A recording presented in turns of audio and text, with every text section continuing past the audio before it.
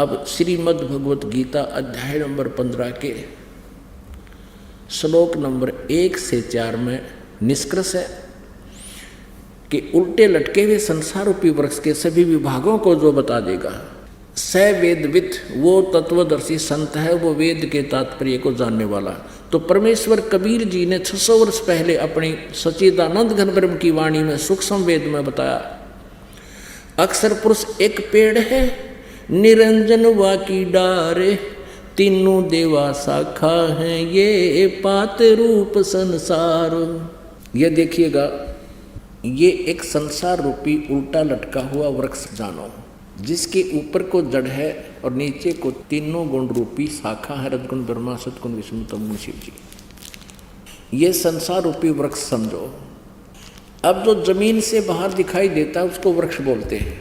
अब यहाँ परमात्मा कबीर जी ने कहा था अक्षर पुरुष एक पेड़ है, ये अक्षर पुरुष, इसको अक्षर पुरुष कहो, परब्रह्म कहो, अक्षर ब्रह्म कहो। ये तो तना तो समझो अक्षर ब्रह्म, अक्षर पुरुष है। और सरपुरुष या सरब्रह्म कहो, ये सरब्रह्म कहो या सरपुरुष कहो, ये काल है, ज्योति निरंजन है, ब्रह्म है, गीता ज्ञान दाता है। और इसके 3 पुत्र हैं, 3 शाखाएं हैं, रजगुण ब्रह्मा, सतगुण विष्णु, तमगुण शिव जी।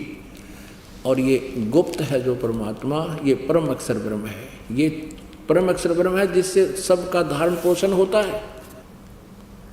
ये परम अक्षर ब्रह्म है, इसको पूर्ण ब्रह्म परमेश्वर भी कहते हैं। ये मूल है पूरे संसार रूपी वृक्ष की। तो अक्षर पुरुष एक पेड़ है, परमेश्वर कबीर जी ने बताया था अक्षर पुरुष एक पेड़ है, निरंजन वा की डार, और तीनों देवा शाखा है, पात रूप संसार। अब ये पूरा एक संसार रूपी वृक्ष है। और गीता अध्याय नंबर 15 के श्लोक नंबर 1 में कहा है कि जो इन उल्टा लटके संसार रूपी वृक्ष के सभी पत्तों से लेकर, जड़ से लेकर पत्तों तक बता देगा, वो तत्वदर्शी संत है। ये पहचान बता दी।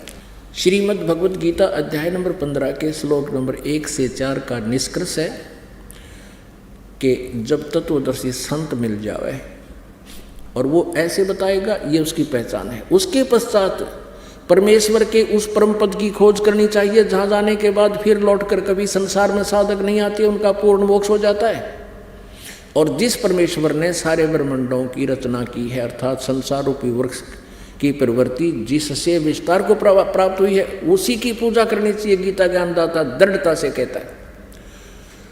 अपने विषय में गीता ज्ञानदाता अध्याय नंबर 4 के श्लोक नंबर 5 और 9 में, गीता जी अध्याय नंबर 2 के श्लोक नंबर 12 में, गीता जी अध्याय नंबर 10 के श्लोक नंबर 2 में खुद कहता है कि अर्जुन, तेरे और मेरे बहुत जन्म हो चुके हैं, तू नहीं जानता, मैं जानता हूं।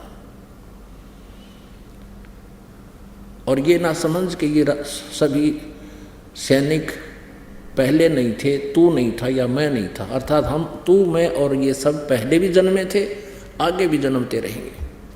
इससे सिद्ध है कि गीता ज्ञान दाता स्वयं भी नाशवान है, सरपुरुष है, तो इसके साधक भी नाशवान है।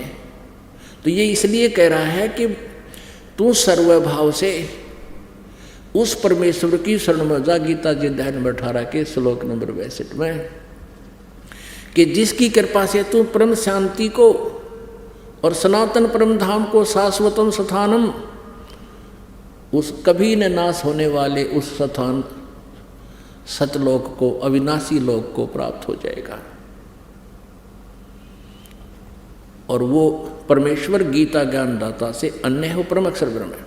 श्रीमद् भगवत गीता जी अध्याय नंबर 15 के श्लोक 16 और 17 में 2 पुरुष बताए, एक सरपुरुष, एक अक्षर पुरुष। सरपुरुष तो ये ब्रह्म है, गीता ज्ञानदाता है, और अक्षर पुरुष ये 7 संग ब्रह्मांड का स्वामी है, ये संसार रूपी वृक्ष का तना समझो। और ये सरपुरुष ये डार समझो। अक्षर पुरुष एक पेड़ है, निरंजन, ये सरपुरुष उसकी डार, और तीनों देवा, रजगुण ब्रह्मा, सतगुण विष्णु, तमगुण शिव जी, ये तीनों देवा शाखा है। और पातरूप संसार, हम तो पात रूप में हैं। अब यहाँ गीता जी अध्याय नंबर 15 के श्लोक 16 में लिखा है कि इस संसार में सरपुरुष और अक्षर पुरुष ये 2 प्रकार के पुरुष हैं, प्रभु हैं। और इनके लोकों में ये स्वयं भी नाशवान और इनके अंतर्गत जितने प्राणी हैं उनके वो भी नाशवान, लेकिन जीव आत्मा किसी की नहीं मरती। उसके तुरंत बाद 70वें श्लोक में स्पष्ट किया है कि उत्तम पुरुष तु अन्य परमात्मा इति उदाहरते, यह लोक धर्म अविश्य विभर्ति अवैश्वर है। वो उत्तम पुरुष तो कोई और है, वो परम अक्षर ब्रह्म है।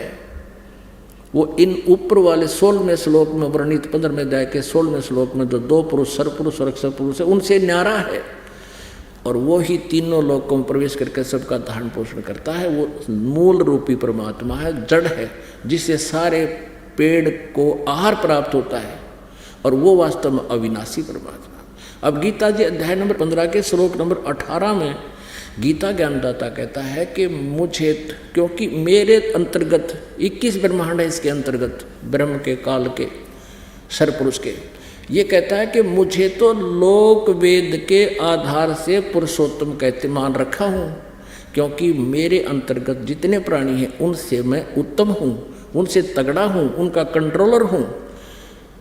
इसलिए लोक वेद मानी दंत कथा सुने सुनाए ज्ञान से, यानी इस भ्रमित ज्ञान से मुझे पुरुषोत्तम मानते हैं, इस कारण से कि मैं इन 21 ब्रह्मांड में जो इसके अंतर्गत प्राणी उनसे ये उत्तम है। लेकिन 15वें अध्याय के 17वें श्लोक में स्पष्ट कर दिया कि उत्तम पुरुष है तो परमात्मा इति उदाहरते। और ये अज्ञानी भ्रमित करते हैं समाज को 18वें अध्याय के 62वें श्लोक के विषय में कि श्री कृष्ण जी अपने बारे में ही कह रहे हैं। नहीं, श्री कृष्ण जी तो बोल ही नहीं रहे गीता में। अब गीता जी अध्याय नंबर 7 के श्लोक नंबर 18 में गीता ज्ञानदाता अपनी साधना को भी अनुत्तम बता रहा है। इसलिए बता रहा है कि मेरी भी जन्म मृत्यु रहेगी और साधक की भी रहेगी। ये ज्ञानी आत्मा भले ही उद्धार हैं, समर्पित है परमात्मा को पाने के लिए, लेकिन ये तत्वदर्शी संत ना मिलने से, तत्व ज्ञान के अभाव से गीता ज्ञानदाता कहता है ये मेरे वाली अनुत्तम गति में ही आश्रित हैं। अश्रेष्ठ घटिया, मेरे वाली घटिया साधना में ही आश्रित है। इसलिए गीता जी अध्याय नंबर 7 के श्लोक नंबर 18 में गीता ज्ञानदाता अपनी साधना को भी अनुत्तम बताता है। इसलिए वो गीता जी अध्याय नंबर 18 के श्लोक नंबर 62 में कहता है कि तू सर्वभाव से उस परमेश्वर की शरण में जा, जिसकी कृपा से तू परम शांति को और सनातन परम धाम को प्राप्त होगा। गीता जी अध्याय नंबर 8 के श्लोक नंबर 7 में गीता ज्ञानदाता कहता है कि मेरी भक्ति करनी है तो युद्ध भी करना पड़ेगा, मेरी साधना कर और युद्ध भी कर। यहाँ शांति नाम की वस्तु नहीं है। इसलिए कहा 8वें अध्याय के 8, 9, 10 श्लोक में कि उस परम अक्षर ब्रह्म की साधना करनी है तो उसको प्राप्त होगा। उसको तत्वदर्शी संत उसकी साधना बताएंगे,